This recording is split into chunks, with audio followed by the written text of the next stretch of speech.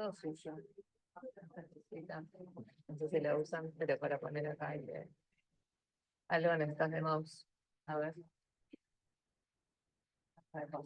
No, yo tengo ahí. Claro, no voy a decir.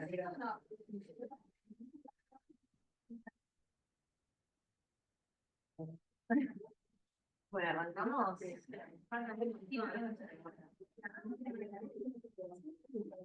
Bueno, hola.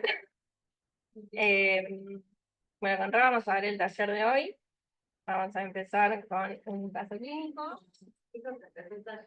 Es un paciente de 5 meses que viene a la guardia porque tiene dificultad respiratoria.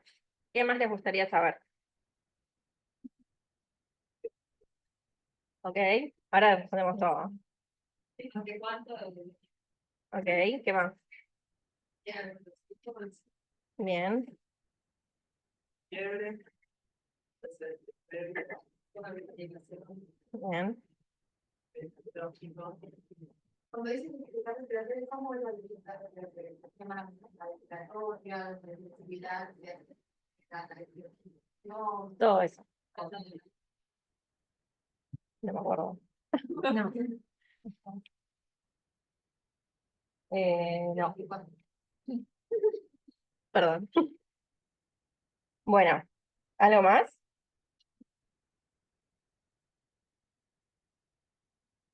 Entonces, bueno, tenemos un paciente que tiene 48 horas de evolución, está afebril, tiene vídeo viral negativo y tiene rechazo a la lactancia. Como antecedentes personales, en el periodo ontológico es un ácido término, con ppn, OEAS y fondo de ojo dentro de límites normales, peso adecuado para la edad gestacional, se hace seguimientos pediátricos y no tiene antecedentes familiares. Al examen físico tenemos el triángulo de aproximación, que tenemos en la apariencia está irritable, está con llanto desconsolado. En lo respiratorio está taquipneico con mano mecánica, tiene 60 de respi con tiraje subintercostal y tiene palidez cutánea. ¿A dónde lo llevarían? Tienen este paciente. ¿Todos lo llevan al shock? Bien. Acá le hacemos un examen físico más exhaustivo.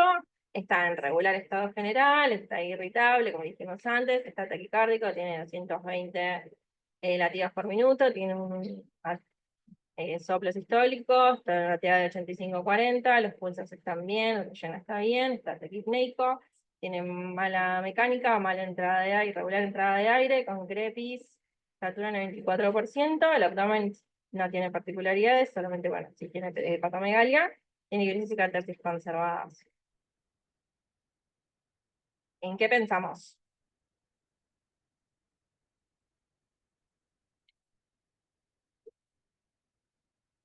Más mejor por aspecto si pensarían en algo respiratorio, algo cardiológico, algo cardiovascular, la insuficiencia cardíaca, de lo cardiovascular. Este chico le llevó 1000 veces a la guardia.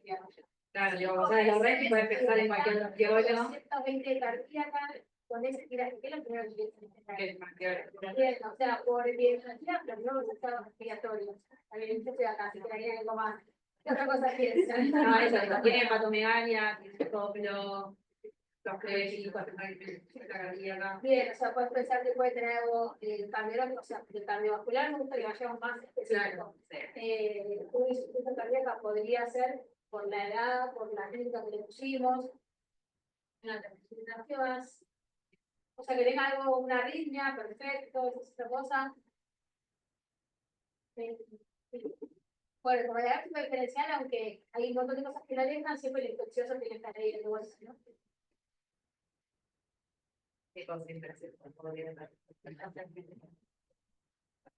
Bien. Entonces pensamos en algo respiratorio, un IRAP, una insuficiencia cardíaca, una arritmia y una sepsis, como bien fueron diciendo. Ahora, ¿qué harían? ¿Harían algún examen complementario? ¿Qué piensan? ¿Cómo seguimos con este paciente? Con estos diagnósticos que pensamos. ¿Qué les gustaría hacer? Yo viendo por los espejos también, o sea, desde si necesitas séptico, la necesitaba de investigar, esa frecuencia cardíaca, la filtro, Bien. Tiene en particular, o sea, tenemos una diferencia, pero en este en particular, yo lo primero es lo ven, y luego trabajo estable, pero lo llevan al show. Y en este en particular tiene que ir al guión. Bien, porque esos shows, cuando le llegan las coreanas, más acción. Siempre, acuérdense que el monitor como punto de herramienta, que si vos querés ver qué tipo de herramienta tiene, tendrás siempre hacerle un electro. No ensuciamos muchas pelotas, es que el monitor no tiene las indicaciones como vos tenés. Si vos querés animar bien los necesitas un electro de base. Entonces, en este pibe tiene 220 de cardíaca, por más de que poder, lo primero que sea es algo respiratorio, pero lo primero que le haría es la sería y le haría un electro, para quedarme seguro de que eso es algo sinusal o no. Entonces, Bien. Le hacemos un electro.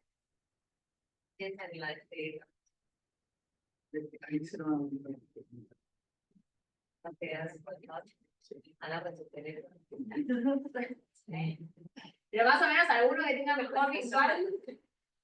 Dice que es. O sea, ¿cómo describe ese electro?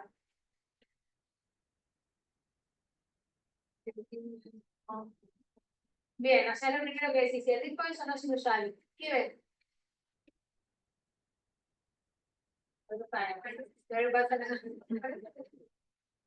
¿Qué?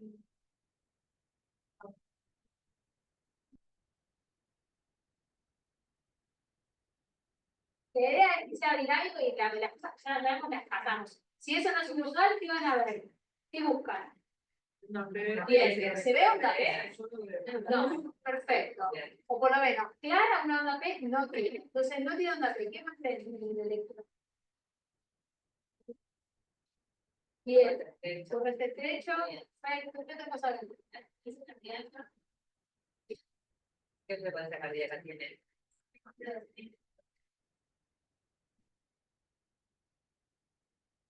Bien, con eso llaman al 309 cardiovascular y que dice: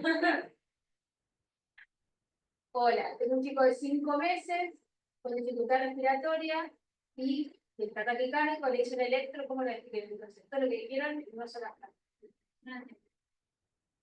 ¿Cómo? En realidad, o sea, es mucho más fácil hacerlo descriptivo. Un electro taquicárdico, o sí, que no se usa, ya que no le veo un papel y que el cuerpo es angostura. Con eso, dice que esa no está taquicardia. Con eso ya está. Lo más probable es que Acá puede tener cardiovascular, pero guardia externa en cualquier sanatorio privado, no sé, que tenés que cardiólogo, puede ser que tengas terapista. Pero, o puede ser que el terapista mismo está haciendo otra cosa y uno tiene que tomar solo, porque no tenés terapia. Bueno, entonces, como bien estuvieron diciendo, tiene una taquicardia, tiene aproximadamente 220 latidos por minuto, el QRS es estrecho, no es sinusal y la onda P no es vestibular. en D2, ves la onda T, como en el ves la onda T y después porque hay una cosita apoyada, ¿viste? ¿Esto no sería la onda T? No. O sea, parece, a mí me parece la T, te puede dar duda, pero onda P clara no tiene. No. Si está en 220 y no ves una onda P clara, no sé, o sea, ante la duda, es una, no se usar. Después lo pueden poner, tenés dos opciones. ¿Se acuerdan que para ver el electro tienen que tener dos cosas que para nosotros es súper importante? ¿Qué es?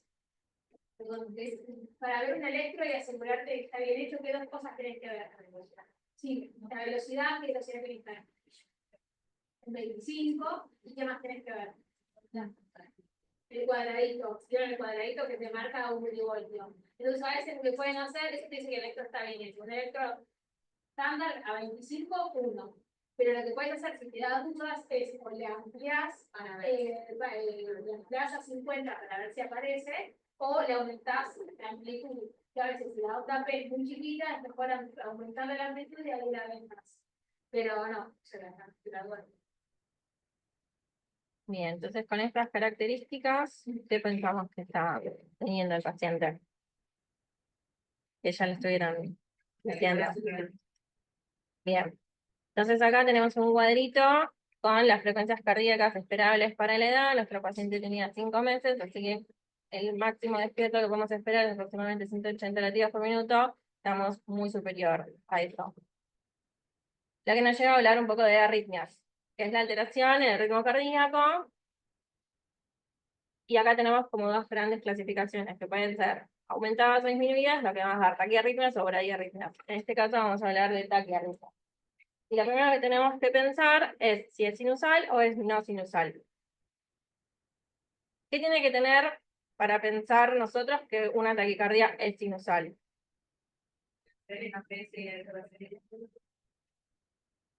Bien. Que tenga onda P y expresión QRS. ¿Algo más?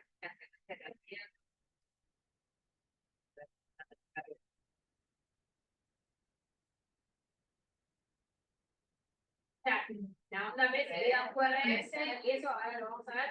Hay que hacer reiterativos. Cada QRS precedió una onda P. Eso es un tal y que venga del nodo usar. ¿Saben dónde está el nodo usar? ¿Se acuerdan? Arriba y a la derecha. Para abajo y a la izquierda. Posición de uno y a la derecha. Bien. ¿Algo más?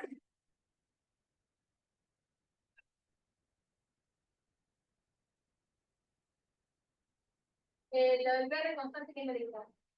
Sí, lo lees, es muy discutible, ¿no? Porque en realidad uno dice que sí, que no, más que nada por bloqueo de primer grado, es usar los factores.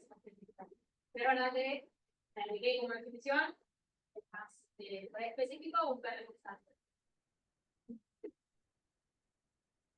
Bien. Un poquito lo que estuvieron diciendo, que el inicio es gradual, que tiene algo que lo desencadena, puede ser fiebre, dolor. Tener en cuenta la frecuencia cardíaca, un poco del cuadrito que habíamos visto antes, cuál es la frecuencia cardíaca esperada en determinadas situaciones según la edad. Y el electro, que bien estaba diciendo, que tenga una onda P, posición de 1, de 2 a F, que sea sinusal, y bueno, que el QRS siga acá onda P. ¿Se acuerdan? Ahí es un poquito más fino porque usamos 180, usamos 220, ¿de qué depende? O sea, el ritmo, si es acá, les pusimos esto que parece una boludez, pero la cantidad de consultas que hay por replicar de sinusal es un montón, porque es la cosa más frecuente. Entonces, que sea sinusal viene el no sinusal. El no sinusal tiene las células automáticas que tienen la capacidad de. ¿Sí? Entonces, la capacidad es hasta 220 de lactantes y hasta 180, y se dice que más de eso uno tendría que pensar que no es sinusal. Ahora, yo les aseguro que la próxima vez que tengan en el invierno un huevito de 3 meses con fiebre y una bronquiolitis, usted puede estar con una serie de salbutamol encima, lo van a tener en 190, ¿sí? O lo pueden tener en 210 si querés. Y ahí es cuando empiezan a andar. Por eso es para cosas muy importantes que piensan. Porque eso es lo que es el libro, ¿sí? Pero los finitos, acá el último 220 es más grosso, pero a veces pasa. Se puede tener un poquito más, sigue siendo sexual. ¿Sí? Obvio que tiene que llamar atención y tratarlo primero, porque si no, un electro, todo. Pero por eso pusimos este cuadro, porque está bueno rodearse de lo más frecuente también es la sexual. Bien. Entonces, entonces, la otra opción es que no sea sinusal, y ahí nos lleva a dos tipos de taquiarritmias. La que nosotros nombramos ahora es la supraventricular, que se origina por encima de las de Hill, que es la taquiarritmia sintomática más frecuente. Entonces, ¿quieren repasar qué características tendría el electro de una taquisupra?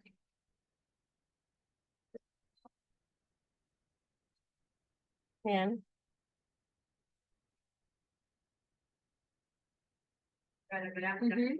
Perfecto. Bien. Entonces tiene el QRS angosto, la onda P, que puede estar o no, en nuestro ejemplo que no estaba, y que puede tener diferentes morfologías, y bueno, como es una taquicardia, obviamente va a tener un ritmo elevado. Y las podemos clasificar según el mecanismo, puede ser o por reentrada o por automatismo. Las más frecuentes son las que son por reentrada, que se pueden dar también en pacientes sin ninguna cardiopatía de base, en niño sano, como el de nuestro ejemplo, que pueden tener origen a su vez en las aurícula ventricular o solamente un ataque cardioauricular que empieza el impulso en las auriculares. Y el automatismo también pueden ser auriculares o ventriculares. Bien, y a su vez, las partículas ventriculares pueden tener una vía accesoria o estar el impulso generado dentro del mismo nodo. Acá de vuelta, para ser un poquito más específico, por eso yo les dije, si ustedes me dicen una taquicardia no sinusal, corre ese angosto, y para mí es lo mismo que me digan taquicardia supraventricular. Es como que me están diciendo algo más sindromático, no me están dando un diagnóstico diciendo que taquicardia supraventricular, ¿entienden? ¿Por qué usamos supraventricular y no usamos auricular? Porque las células del nodo, por eso decimos arriba de las X, las células del nodo AB, ¿sí? Son células que cuando toman el mando y por eso es angosto, porque por el as va perfecto. ¿Entienden? No son anchos. Esto no es solo auriculares, son auriculares o del nodo también. Por eso le decimos supraventricular, para que ustedes sepan. Y después, dentro de las supraventriculares, justamente tenés porque las células automáticas se disparan, se entiende, por eso dice por automatismo, por ejemplo, que no está acá, que no es una arritmia. La taquicardia sinusal es por un aumento del automatismo de las células del nodo sinusal, pero un aumento normal, por fiebre, por salbutamol, por lo que sea, pero entienden que es el automatismo lo que se dispara.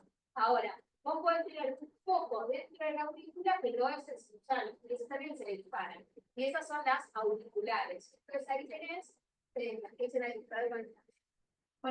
sí, el aleteo o la fibrilación, ¿sí? Entonces ahí tenés un foco en la aurícula que automáticamente se dispara. No, mentira, taquicardia auricular tópica, no sé si estuvo uno en una terapia, no importa. Tienes un foco en la aurícula que se dispara, ¿sí?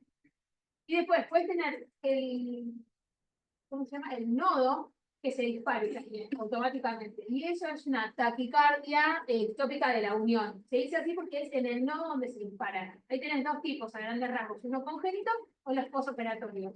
Por lejos, lo que más tenemos nosotros son los posoperatorios. Entonces ahí el mecanismo que está implícito es que son células que normalmente pueden desparalizar, se disparan y se es por automático. Pero no es lo más común. Lo más común es que vos tengas reentradas. Vos para tener una reentrada significa que tenés que tener dos cosas. Dos vías distintas con diferentes propiedades electrofisiológicas. ¿Sí? Si no, no tenés un mecanismo de reentrada. Literal, imagínense como una reentrada que hace que todo tipo que ustedes polarizan. ¿Sí? Lo más común es que tengas una vía accesoria. ¿Sí? Y eso tiene un nombre, apellido y ciertas cosas que es un Wolf-Parkinson-White. ¿Sí? Y después tienes otras, por ejemplo, la taquicardia incesante de la unión, que esas las que uno se da, no simplemente porque es una arritmia de difícil manejo, lleva mucha miocardiopatía, rarísimo. Y después, bueno, el aleteo y la fibrilación. ¿Se entiende? Entonces vos me decís taquicardia supraventricular y puede ser todo esto, pero en su cabeza vos te imaginas una triple y te imaginas el Wolf, ¿no? Porque es lo más frecuente y porque vos me estás hablando de algo paro. O sea, ahí me das un dato que acá no lo pusimos porque es otra forma de clasificar. Incesante o paroxística. La típica de Wolf es paroxística. Entonces, cuando ves un TPS, uno piensa en una reentrada, o sea, en un niño sano. Una taquicardia supraventricular piensa en una reentrada probablemente por una vía múltiple. ¿Sí? Todo eso. Pero a ver, esto es nada para que lo tengan y para que sepan de dónde sale eso. Y para nosotros es re importante el mecanismo. Porque si vos tenés una reentrada, yo voy a tener que ir a frenar esa reentrada. Si yo tengo un automatismo, yo tengo que bajar el automatismo de esas células. Entonces ahí me cambia todo el tratamiento. Todo. No, buenísimo. Bien. ¿Este paciente cómo era su estado hemodinámico? ¿Estaba estable o estaba inestable? ¿Quieren que volvamos?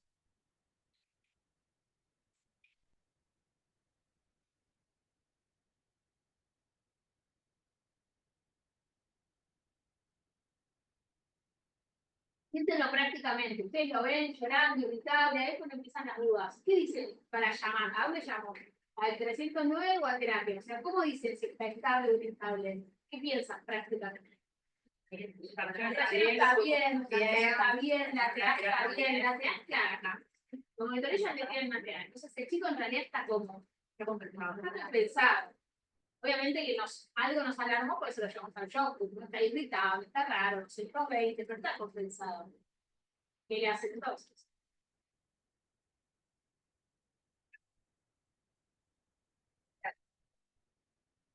Este ya lo saben, esto lo saben, vamos. No se vuelve re aburrido, digo, vale.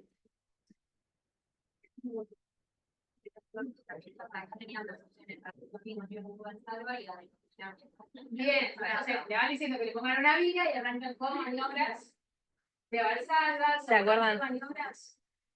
Tiene 5 meses. Bien.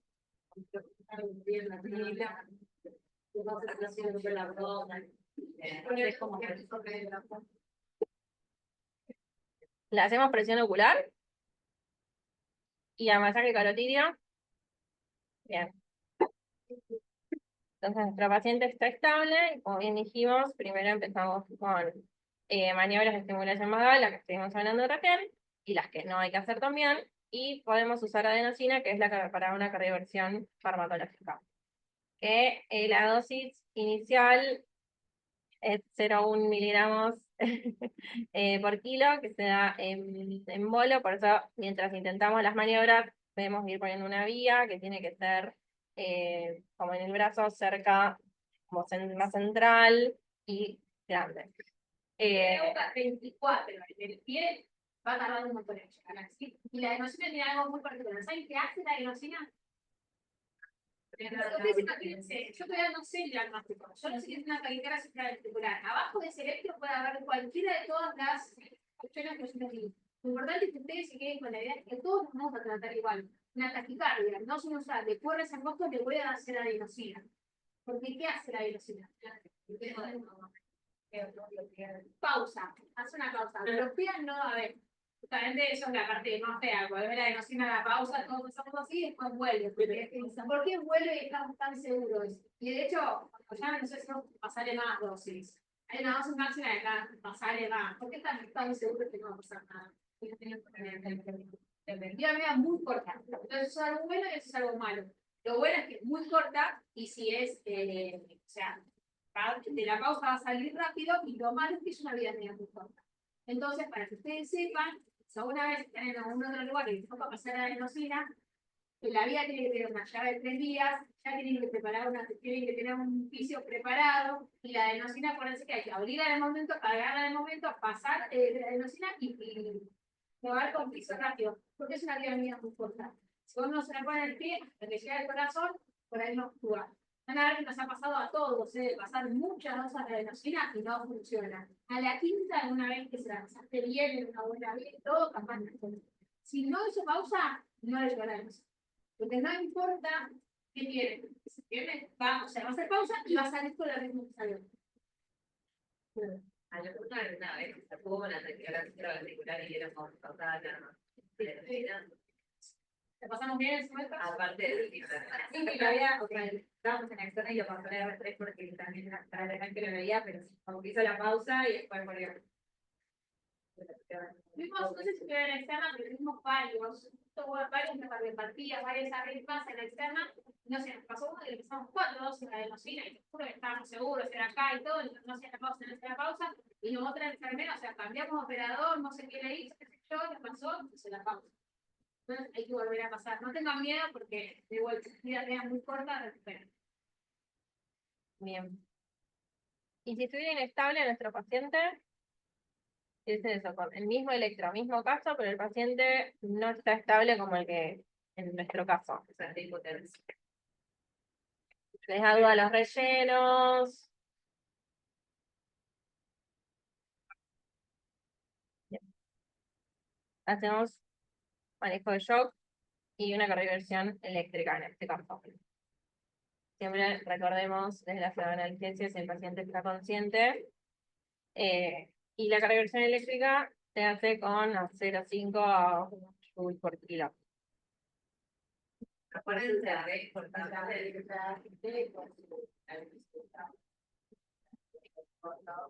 estable, no le puedo poner una vida. Estable y puedo seguir intentando por la vida o hacer. Sí, porque la vida la va a necesitar por muchas cosas. Primero que la adenosina nos va a dar el diagnóstico y la vida la va a necesitar. Segundo, que tenés otra instancia, cuando no revierte con varias dosis de adenosina, que a veces pasa, porque no es una cosa por entrada, y es otro tipo de arritmias, va a necesitar otro tipo de fármacos, usamos mucho la amiodarona, ¿sí? Que es otro fármaco que cardiovierte de forma farmacológica, va a necesitar una vía. Este chico necesita una ventilación cardiovertir, pero eléctricamente va a ser una vía. O sea, la vía la vas a tener que hacer. Si vos seguís intentando, obviamente que siempre decís, bueno, calmémoslo un poquito, a ver si baja 100, 220, ahí se Y reitratado,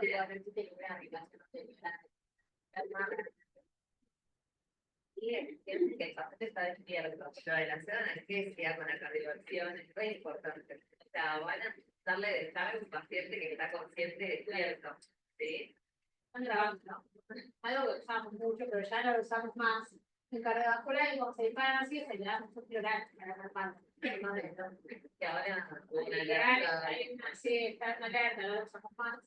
Pero como que lo sedas de manera para sedar, porque la sedación no va a ser el tratamiento de la arritmia, pero va a ayudar a ponerle la vía, le va a bajar un poco la frecuencia cardíaca del llanto, o sea, hay que tranquilizar.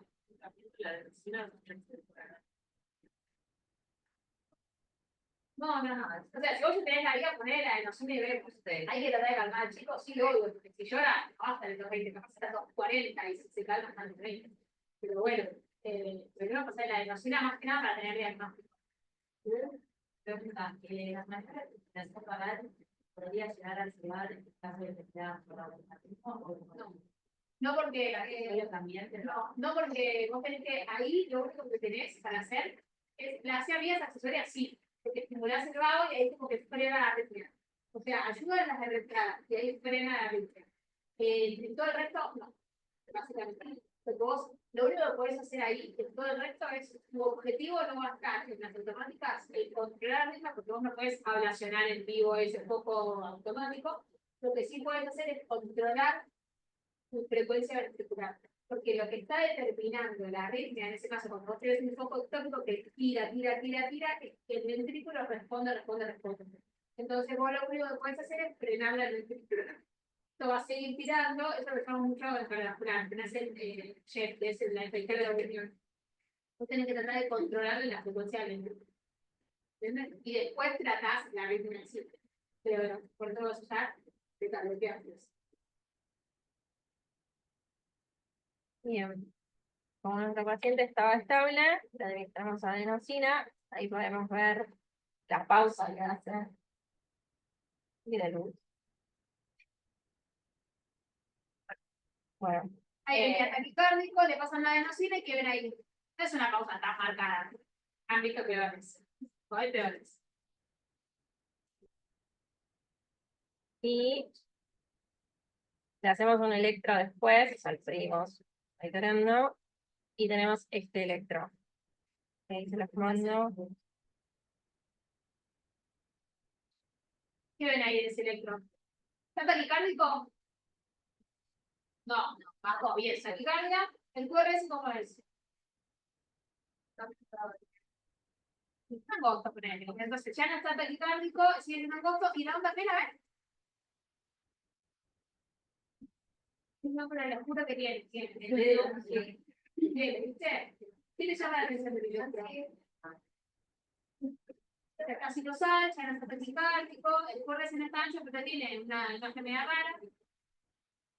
Algo que le llama la atención.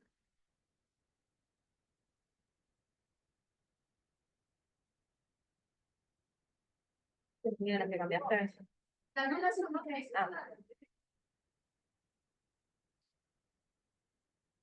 Pero cuando- El eje que viene del cantero izquierdo, está bien, puede ser. Pero más que eso, ven un PR ahí. No, casi que no ven. La P está muy pegada al QRS. Y tiene una primera onda que hace que el QRS pareciera ancho. ¿Cómo se llama todo eso? El recorto, una onda rara. Que Al hace que inicio del la parte QRS. de ancho. Que se entre de una taquicardia supraventricular, que salió con adenosina. Bueno, sí, es una síndrome de excitación. O sea, probablemente un Ahí les pusimos esos dibujitos de arriba, son muy difíciles, pero es para que vean el mecanismo de una reentrada, ¿sí? Eso es, ¿ven cómo está ahí? O sea, el nodo sin usar, está reentrando, eso por ejemplo es una reentrada cerca del nodo AB. Y el otro es donde hay un ACE accesorio. O sea, para vos tener una reentrada tenés que tener dos ACES y propiedades electrofisiológicas diferentes, si no, no tenés entrada. Entonces vos lo que tenés que hacer es tratar de cortar esa reentrada. ¿Por qué entra y sale a veces? No sabemos. Puede ser que lo dispare una extrasístole, una infección. Bien. Entonces tenemos el PR corta y la onda delta, que es la que hace como que parezca el QR más ancho, que es lo que inicia en el QRS, característico de este síndrome de reexcitación, que es en este caso por una vía accesoria. Bien. Entonces, volviendo, para eso tenemos el electro, ya lo tenemos resuelto. ¿Le harían algún otro examen complementario?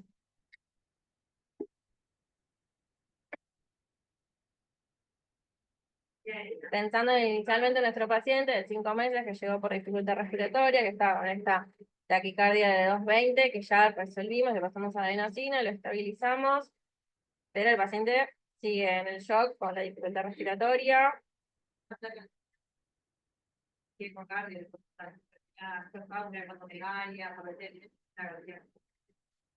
Bien.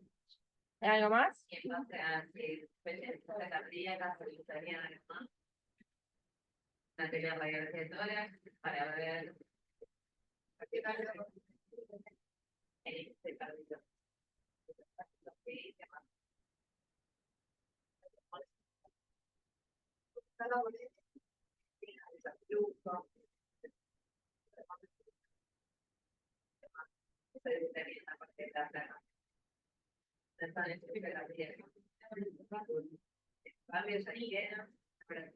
Un laboratorio, el laboratorio te toca, les importaría, sobre todo. Cardíaca, pensando si tengo insuficiencia cardíaca, que sería de tipo congestiva, ¿cuál podría ser el tratamiento?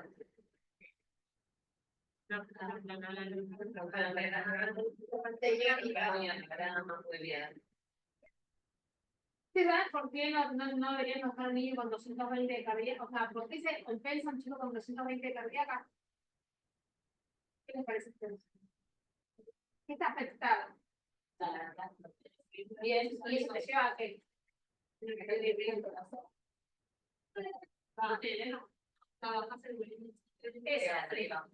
O sea, no llegas, baja el volumen sistólico y todo al final llega a que baja ¿qué? El volumen minuto. Entonces, vos lo que en realidad tenés es signos de bajo volumen. Entonces, que el pie esté pálido, sudoroso, por más de que no esté irritable, es todos signos de bajo volumen minuto. Eso vos lo que vas a buscar es decir, si este pie resolvió rápido, probablemente solo es una placa para ver el diagnóstico diferencial o que no haya sido una infección la que lo gatille y que exprese un laboratorio, pero busquen signos bajo gasto. Signos bajo gasto siempre la función renal, que no tenga nada en el hígado, ¿sí? El láctico para nosotros es marcador. Y si tuviéramos mononacetueno, pero eso más de cuando está complejo. Pero fácil, piénsenlo como la taquicardia va a llegar un bajo volumen minuto.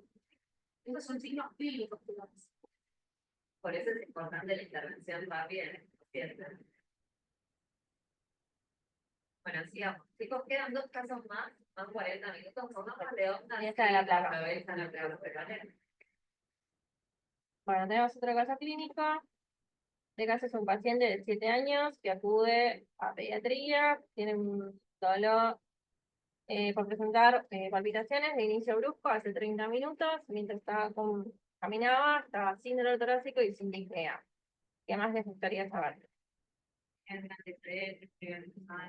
Okay. La primera vez que pasa, rehabilitación, no había nada, Bien. ¿Algo más? ¿No tiene antecedentes personales? Tiene un antecedente de una tía paterna que falleció a los 20 años de muerte súbita. al examen físico estaba taquicárdico, tenía una cardíaca de 367/80, no tenía soplo, tenía esta TA que cómo está.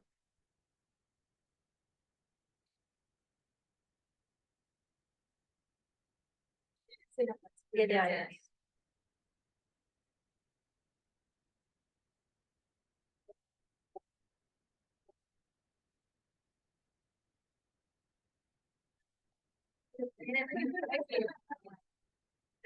Está bien, Bien.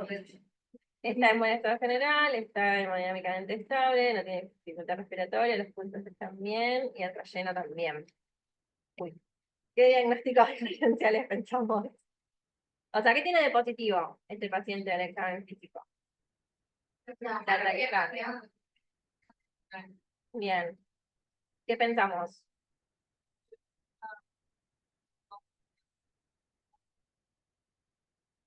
Este llega toda la agua, no todas, pero llega muy seguida. O sea, las palpitaciones son muy seguidas. Entonces, acá, lo más, o sea, no es tan frecuente esto. ¿Por qué? Porque llega el chico con el antecedente de las palpitaciones, no tuvo síncope, no tuvo precordial, que no son las palpitaciones, o puede tenerlo, pero en general no están tan palpitantes. Entonces, acá lo que te llama la atención es la taquicardia. El chico puede estar nervioso en un momento, igual, pero este llega todo el tiempo. Entonces, la diagnóstica diferencial es lo importante. Para causa de taquicardia, lo primero es pensar en chicos, los chicos son sanos por definición. Entonces, ansiedad, obvio, que alguna arritmia, otra cosa, te aumenta la frecuencia cardíaca. Si la anemia muy severa, ahora que se da 170, está mejor, porque eso está. La anemia muy severa, ¿qué otra cosa más frecuente por ahí? Mujeres, infecciones, sí. Las hormonas, sí, las hormonas. Hipertiroidismo, especialmente. Digo porque, para pensar, lo más frecuente, porque lo que no saben no es tan frecuente. Bueno, Entonces, bueno, pusimos ansiedad, angustia, arritmia, hipertiroidismo. chiquillo, pero bueno, puede pasar. Bueno, puede ser intoxicación de la salud. Claro. Sí. Y este, Bueno, este sí amerita. Todo paciente con palpitaciones aplica con el electro, pero, o sea, si uno llega y quiere ya 70 de cardíaca, y la verdad que es más tranquilo, más alejado, ¿no? 180 está en el electro. Rápido, ¿qué ven? Es misma sistemática. ¿Está taquicárdico? Sí, no sé. URS. ahí la mandé si la quieren en el grupo. Este es más claro, este no. ¿El QRS cómo está? Ancho. Entonces, misma sistemática. Taquicárdico, no sinusal, QRS ancho. Entonces tenemos el hiporreste ancho, no tiene onda P y esta taquicárdica en este caso tiene 170. De vuelta, pensamos si es sinusal o no es sinusal. En este caso, no reúne las características para ser sinusal. Y ahora vamos a hablar de taquiarritmias ventriculares. Que bueno, como dijimos, las características fueron un poco las que fueron diciendo. El QRT es ancho, está disociada a la onda P y las ondas T están en dirección opuesta al QRT.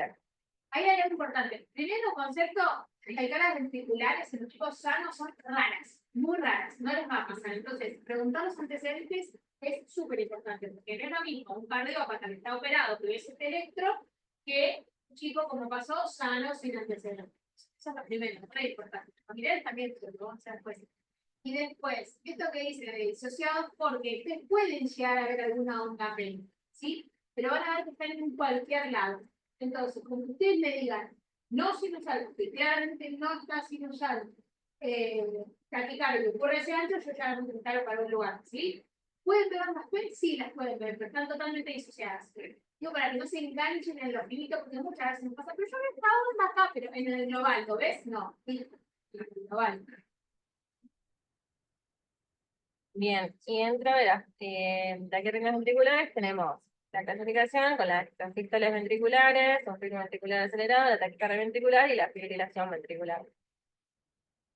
Las extrasístoles ventriculares, ¿se acuerdan cuáles son los signos de mal pronóstico de las extrasístoles?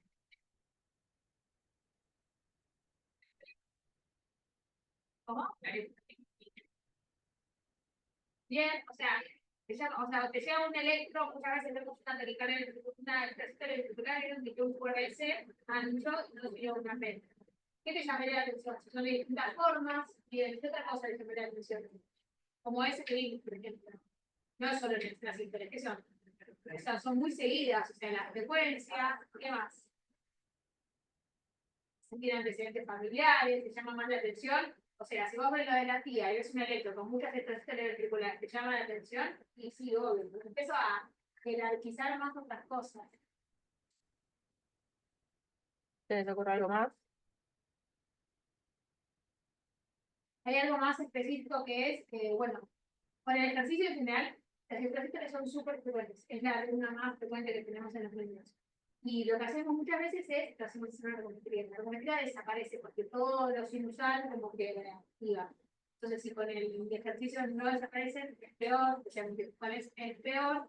Y lo que nosotros a veces vemos es o sea, la cantidad que tienen, por ejemplo, si son 13, no es lo mismo que sean 12 transistores y un latido normal, o que sean 3, o que sean 4. Cosas que parecen más especialistas, pero que ustedes lo ven y se van dando cuenta. Obviamente que lo que se pone de límite son 3 gráficos. Entonces, 1 es una transistor, 2 es una dupla, 3 es una taquicardia ventricular no sostenida, hasta 30 segundos. Más de 30 segundos le decimos taquicardia ventricular. Lo que puedes contar, que nos contar 4 transistores de serie es una taquicardia ventricular. Entonces, bueno, para hablar un poco de la taquicardia ventricular, en general se da en pacientes que tienen alguna patología, no es algo que se vea frecuentemente, y pueden tener un origen, una cardiopatía congénita, puede ser algo genético, puede ser adquirida, idiopática. Las vamos a clasificar en monomorfas o polimorfas, que es un poco lo que estaban diciendo antes también de las de riesgo de las extrasístoles ventriculares. Es la taquicardia, bueno, como dice ahí, que es más frecuente, que tiene el QRS ancho, y se define con 3 o más extrasístoles ventriculares, y mayor a 30 segundos porque va a ser sostenida en el tiempo, y tiene una frecuencia entre 120 y 200. Entonces, como bien dijimos al principio, dentro de los diagnósticos diferenciales, también hay que descartar ingesta de drogas, de tóxicos, y ver también si no hay una alteración del medio interno, sobre todo con el potasio.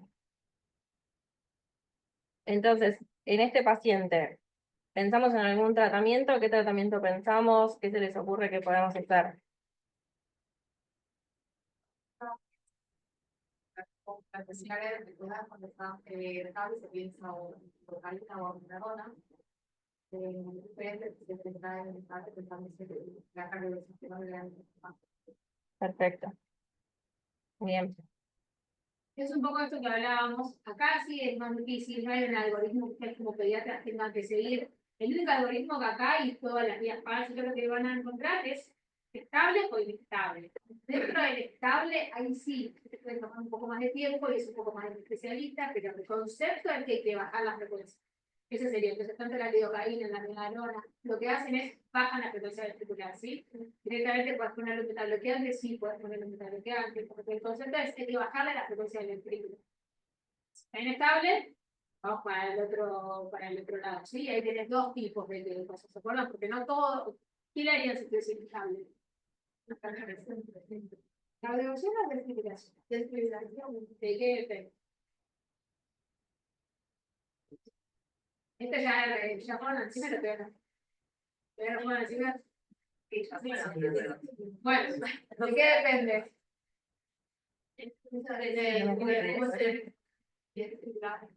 O sea, eso, ¿qué es eso? ¿Ustedes saben qué es cardiovertir y qué es desfibrilar? Sí. ¿Se usan el mismo aparato? ¿Se usan los distintos? ¿Se usa distintas? ¿Qué se hace? El modo es diferente, los voltajes de velocidad es diferente.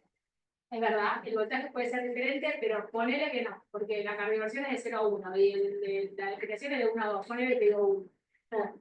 Igual no importa, el voltaje es distinto, sí. Pero el concepto que ustedes tienen que tener, el aparato es el mismo. ¿Alguna vez lo vieron? Sí. En la externa está, tenés un desfibrilador, se le dice, pero ese no es un automático. Este es uno manual, ¿sí? Que tenés que ponerlo en modo o cardiovertís o desfibrilás. ¿De qué depende? Sí, puede ser. Tira más alto. Claro, si sincroniza o no con el QRS, ¿sí? Los ritmos desfibrilables va a tirar en cualquier lugar. O sea, no sincroniza, no detecta un QRS y tira ahí, sino que tira en cualquier lugar. Porque vos detectás que es un ritmo desfibrilable, así que tenés que resetear de cero. Acá detecta un QRS y ahí le manda la descarga. ¿Por qué es importante? Porque si desfibrilamos en vez de cardiovertir un paciente en un ritmo que no tiene indicación, puede traer paro, porque cae en cualquier lugar. Bien, entonces acá la idea era poner un poco la diferencia entre desfibrilar y cardiovertir. Entonces, cuando desfibrilamos, listo. Y acá, para recordar cuáles son los que se desfibrilan, la fibrilación ventricular y la taquicardia ventricular sin pulso. Y Claro, porque acuérdense, dentro del paro, no todos los ritmos de paro son fibrilables. La AFB o la que es impulso, si es una asistolia, no vas a desfibrilar. bien, y si el peso está inestable, entonces hacemos la cardioversión eléctrica, que es sincrónica. Y acá, más que nada para cuando les pasemos el power, está lo del pulse, que es el manejo de la taquicardia, que divide un poco esto, si el paciente está estable o inestable, y te la divide también en si es sinusal, supraventricular o ventricular, y el algoritmo a seguir.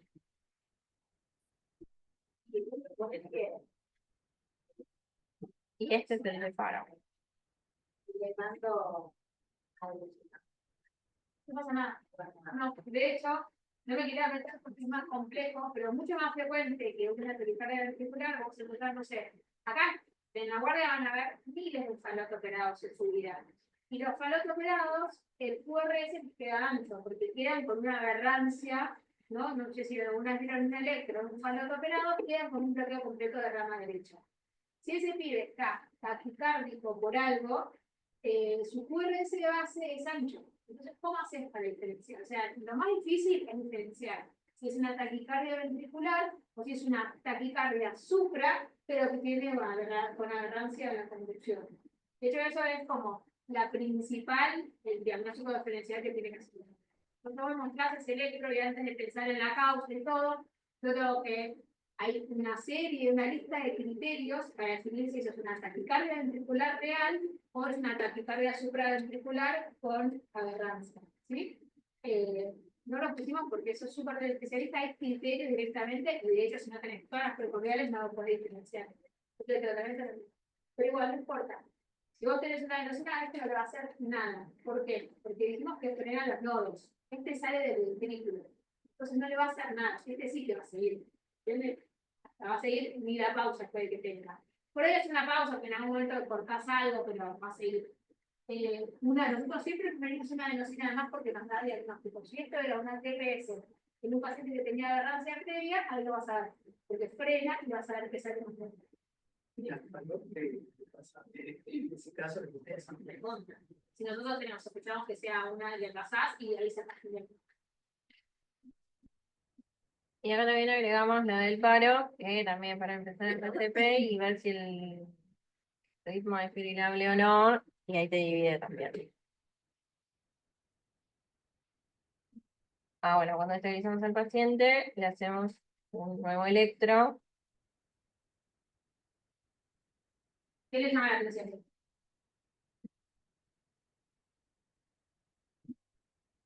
Pero no tengo para pasar. Sí, puede ser, pero no. ¿Algo más? O sea, la sistemática es siempre. ¿Está sinusal? Sí, mire, tiene un café, tiene un café. ¿Está taquicárdico? No. ¿Cómo sigue después? ¿Tu corres un angosto? ¿El eje que podemos hacer? Si tiene un eje medio ya está ahí en la derecha. Las ondas. Mandan la onda. Yo lo voy adelantando para que sea más rápido. El PR les juro que es normal, el QRS es normal, el QTC. ¿Bien? Está largo. Está bastante largo. Fíjense que, ¿dónde viene el QTC? Porque la idea es que este sea un taller que a ustedes les sirva para la vida. O sea, no van a ver cómo tiene particular, seguro que no. Pero este electro sí lo pueden traer. ¿Dónde viene el QTC? ¿Saben dónde tiene que irlo? ¿En cualquiera? En B5 o D2. Perfecto. Fíjense B5. Ahí se ve súper claro. ¿Ven que la T termina casi pegado a la T? Sí, eso está larguísimo. ¿Sí? Entonces, eso es lo que me llama la atención. ¿Por qué le estudiamos el electro? Porque lo primero que dijimos es una alguien que tuvo un episodio de taquivencia en un holter, o si de casualidad estaba ahí al lado y lo vieron en el episodio. Lo más importante es que ustedes como pediatras tienen que descartar que no son pausa genética y riesgo de muerte súbita. Eso les va a determinar qué tan cerca está, o sea, qué tan rápido tienen que derivar y si ese chico se va de ahí con una consulta o puede ir por consultorio. Con este electro no se va a ningún lado, tiene que ver a ¿entiendes? Porque el riesgo de muerte súbita en el síndrome de Cooper es alto. Así que te pasen la hora para que sepan que el Cooper existe, que es una canalopatía, que es genética y que requiere este seguimiento por él, no el especialista, el subespecialista, porque hay guías y guías de síndrome de Cooper. Ustedes como pediatras tienen que saber que tienen riesgo de muerte súbita y asociación familiar. Bueno, si quieren hacemos el último, bueno, pero... Bueno, les presentamos el caso clínico número 3. Es un paciente de 3 años que es previamente sano. Él va a la guardia por un episodio de síncope y recupera completamente mientras corría en el recreo. ¿Alguna pregunta que quieran hacer sobre este paciente? ¿Qué más les gustaría saber? Antecedentes, y la primera vez que le pasa. Perfecto. Perfecto. Bien. ¿Algo más de este paciente? Bueno, entonces dijimos cuando le pasaba, si le pasaba en ejercicio, si le pasaba en reposo, si tiene antecedentes personales, dijeron medicación. No. Yo creo que preguntaron básicamente. Bueno, ¿qué más les gustaría saber? Bueno, antecedentes personales, se hace controles con el pediatra en un CESAC. Antecedentes familiares, tenemos a la mamá que tiene una enfermedad reumatológica, padre y tío con una cardiopatía isquémica. Bueno, este es el examen físico. Tenía una TA de 95-55, una frecuencia cardíaca de 50, respiratoria de 20, estaba saturando aire ambiente 98, estaba estable, en buen estado general, afebril, estaba bradicárdico, tenía la frecuencia respiratoria en 20 para un paciente de 3 años, no tenía nada de la auscultación pulmonar, el relleno capilar estaba bien, era menor a 2 segundos, los pulsos estaban presentes y simétricos, y el abdomen no tenía ninguna particularidad. ¿Les solicitarían algún estudio más? ¿En qué diagnóstico diferencial piensan? ¿Algo más que quisieran saber del examen físico que no está por ahí? Que creo que está. ¿Qué hacen ustedes para sus coronarios? Porque imagínate que hay 50, tienen 40. Y ahí cuando empiezan a llamar. Antes de llamar, tan solo yo no salía. Perfecto. O sea, porque eso es fácil, no tenés un electro, pero lo levantás, lo haces mover, ese responde. Un pibe que está en 50 acostado, Pancho, apenas lo levantás, se va a 65, eso es una respuesta cronotrópica. Uno ya se queda más tranquilo. Por lo menos sabe que responde a la medida de la pero sí, obviamente hay que ser una ley. Hicimos una electro. Hicimos un electro. Bueno, diagnósticos diferenciales. Acá pusimos síncope vasovagal, un síncope neurológico o cardiogénico, que bueno, pueden ser estructurales o electro. Acá tenemos el electro. No sé si quieren que lo analicemos. Sí, ese no sale. Primero si es sinusal o no. Este es muy complicado. Mira, este funciona en el caso. Este Este es más difícil porque en el medio, si ven ondas P, el que mandé es otro. Estaba antes. Puede ser también, igual que Pero sirve. ¿ven ondas P? Sí, pero bien, o sea, ondas P tiene, ya hay dudas, ¿no? Ondas P tiene. Entonces ahí necesito más criterios, no es solo onda P. Entonces, todas las ondas P, acá los 5 QRS tiene un PR cortísimo, pero ponele que sí. ¿Esta? No. ¿Acá? No. Entonces, ¿ven que acá sirve que no todo QRS está presionado con una onda P y no toda P sigue un QRS? Entonces, acá lo que hay que hacer es que ustedes midan la frecuencia de las P y midan la frecuencia de los ventrículos. Y ahí ven que va uno por un lado y otro por el otro.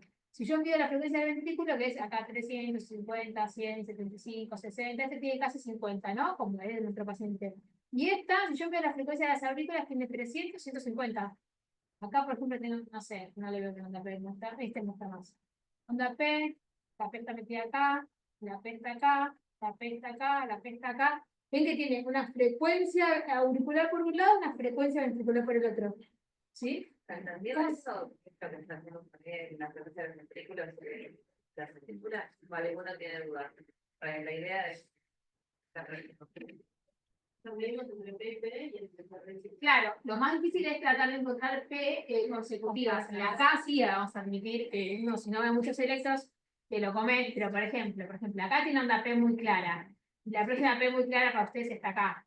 Pero yo veo una P acá. Entonces digo, no, si este es el intervalo PP, y acá adentro está una P. ¿Ven que acá el QRS está distinto? Es muy sutil.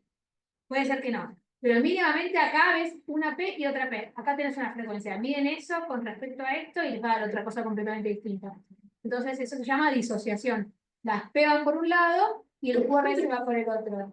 Cuando la disociación, el QRS es mayor, ahí te da una taquicardia ventricular, como la nodal. Taquicardia nodal, digo. Cuando las aurículas y el ventrículo están más bajo, esto es un bloqueo. Ahí está más difícil, pero no quiero que me digan tanto. Solo quiero que me digan que no está sinusal, que está bradicárdico y que las pegan por un lado y por las porras se van por el otro.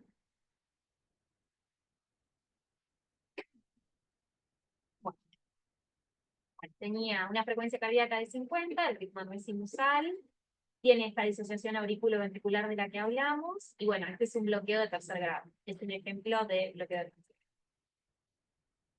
Voy a hablar de bradiarritmias.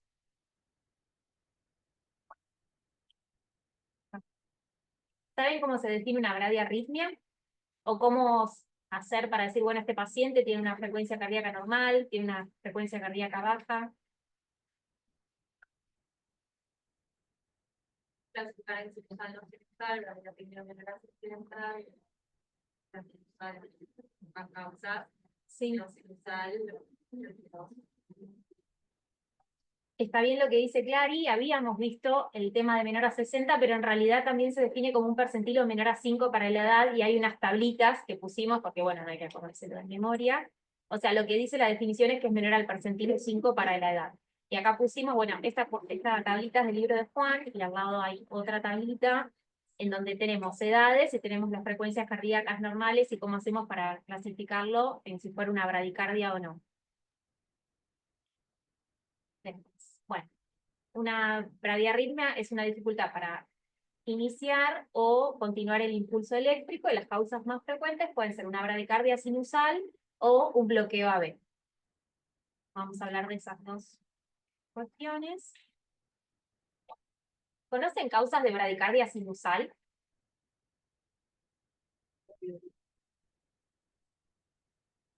Muy bien, que el paciente haga deportes.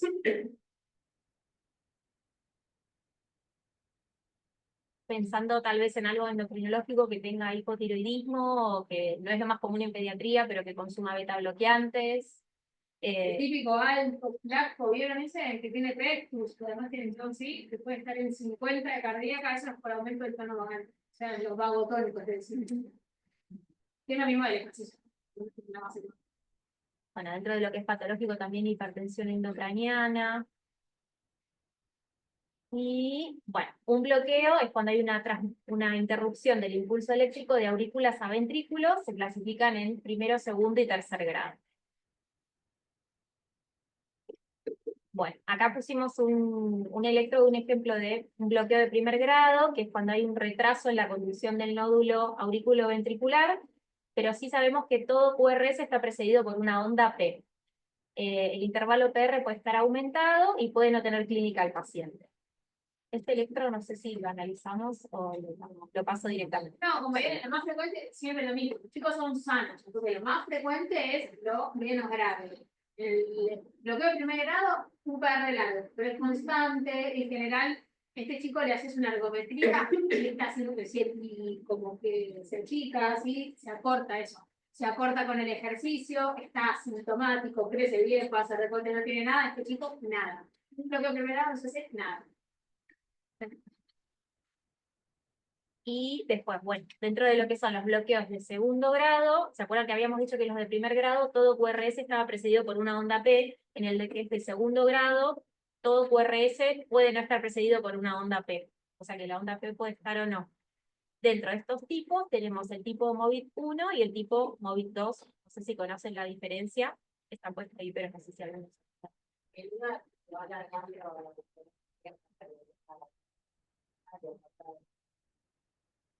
Uno sí, claro, uno crece, porque no el plan es constante. Y en el de Winterberg es más benigno, porque de vuelta, son sanos, entonces vamos de menos a más. El de Winterberg es más benigno, y en el otro, en general, se asocia más a cardiopatía, y se asocia más a patología más estructural, y es el que, porque todo esto, a vos lo que te da miedo es el bloqueo del tercer grado, ¿no? Entonces, que pueda o no evolucionar el bloqueo del tercer grado. En el MOVIT 2 tiene más probabilidad de evolucionar el bloqueo del segundo grado, porque dirás más de eso. Bueno, y en cuanto a la clínica, pueden no tener repercusión clínica los de tipo 1 y por lo general los de tipo 2 si dan síncopes o mareos. Y después, bueno, los bloqueos de tercer grado, los completos, pueden ser congénitos o adquiridos. Directamente hay una disociación entre el nódulo AB y entiendo que el QRS puede directamente no estar presente en ciertos sectores del electro. No, o sea, en realidad sí, pero con una frecuencia muy baja. O sea, tenés que tener, el escape es ventricular. Bien. O sea, van separados y nunca no transmiten. Esto está bloqueado, es un bloqueo de tercer grado. Entonces, ¿vos de qué dependés? De la salida ventricular. Esa salida ventricular puede ser buena y tener como este chico 50, y bueno, igual tuvo un 5, así que no sería tan buena, pero van a ver que hay bloqueos congénitos de chicos asintomáticos, que así como dijimos que en la taquicardia vos tenés bajo volumen minuto, eso es lo que te preocupa y la querés cortar, de la bradicardia, que es lo que te preocupa.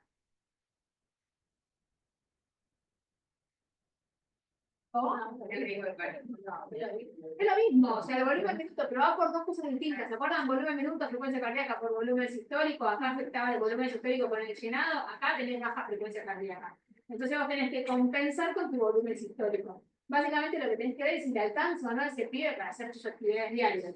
Cuando son chiquitos, la única actividad que hacen es crecer. Entonces, vos como pediatra, lo más importante, como en todo cardiópata, ver cómo crece. ¿Sí? El pibe crece bien, está asintomático, se puede alimentar, no le pones nada. Entonces, imagínense que esto, el único tratamiento que tiene es un marcapasos externo, ¿no? Entonces, y esos marcapasos, como todo, hay que ir cambiándolos.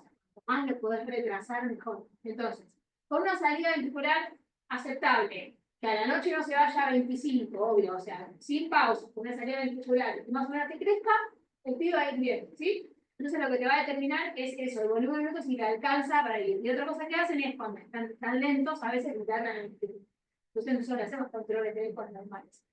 Pero lo que te determinan son los síntomas. Obvio es que una pausa de 1000 segundos y no le vas a poner marcapasos porque no querés una parte súbita. Haz un bajo gasto súbito, de falta agua al tanque y no querés que te por ahí. Pero bueno, como que siempre la clínica vosotros es re importante. Por eso debería poner este caso. Ustedes como pediatras pueden tener un bloqueo AB y lo pueden tener en consultorio. Es un chico que puede tener nada, que la madre tenía anticuerpos, pasó y lo vas controlando. ¿Sí? Ahí hay un ejemplo de electro con un bloqueo de tercer grado. Bueno, y en cuanto a la clínica, puede ser asintomático, pero por lo general tiene síntomas. Esto que decía Luis, el paciente puede presentar mal progreso pontoestructural, intolerancia al ejercicio, puede tener fatiga, episodios de síncope, y si llega descompensado, bueno, insuficiencia cardíaca congénita.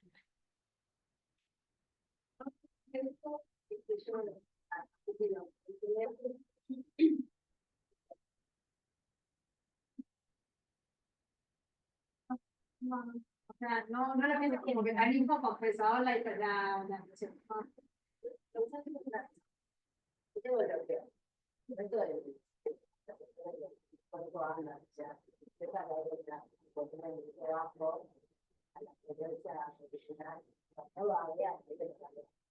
No hay pasaje. O sea, es un cambio ventricular. Por eso el no es el pseudo ancho. O sea, vos no tenés pase, tenés un bloqueo AB. Digamos así, el no AB no va a lo sí.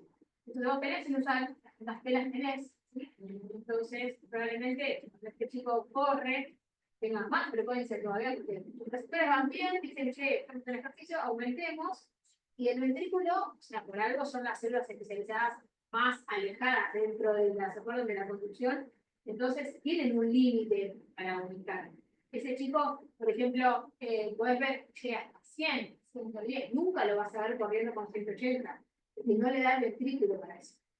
¿Se entiende? Bueno, y acá pusimos un poco de abordaje de las bradiarritmias en la emergencia, o sea, otra vez, si el paciente está hemodinámicamente estable versus si no lo está. Bueno, acá me adelanté, pero si está hemodinámicamente estable, ¿qué harían? Este tipo que lo vieron en la guardia, y si se enfocó, pero está estable, ¿hacen algo? ¿Ustedes en la urgencia hacen algo? Nada. ¿Lo mandás al pardero? Sí, seguro, o sea, el diagnóstico y todo. Está estable, pero está estable. Por eso vive. Decir que no corra, obvio. Nadie me hace de rueda de la guardia que viene, no te sé cuando está alto rendimiento. Y de hecho voy a ir al pardero y no vamos a decir nada. Lo vamos a controlar. Vamos a pedir un cuento. Dinero. Y si estuviera descompensado,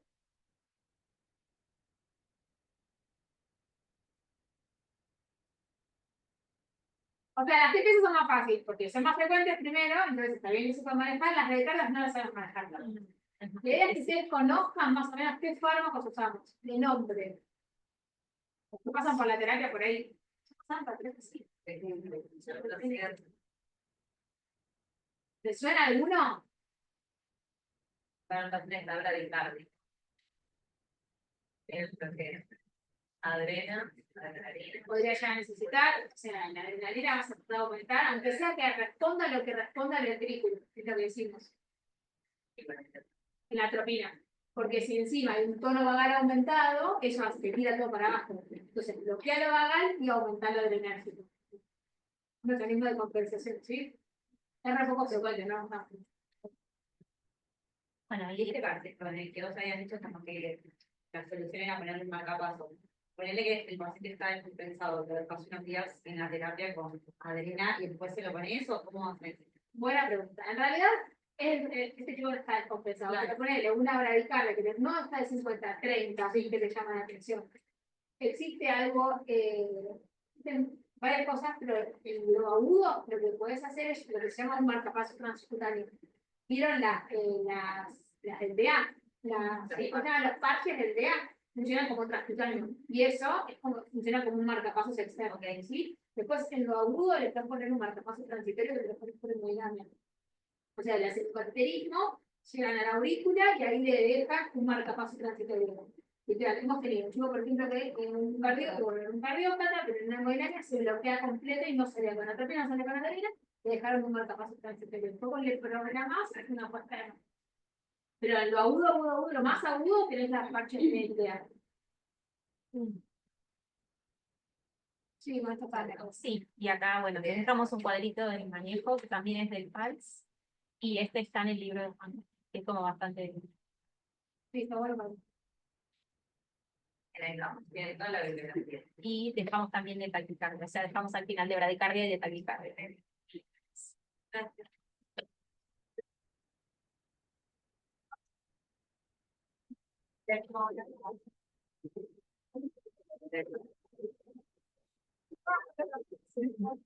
Muy bien. Perdón, Alejandra, últimamente les hacemos porque nos persiguen tasas.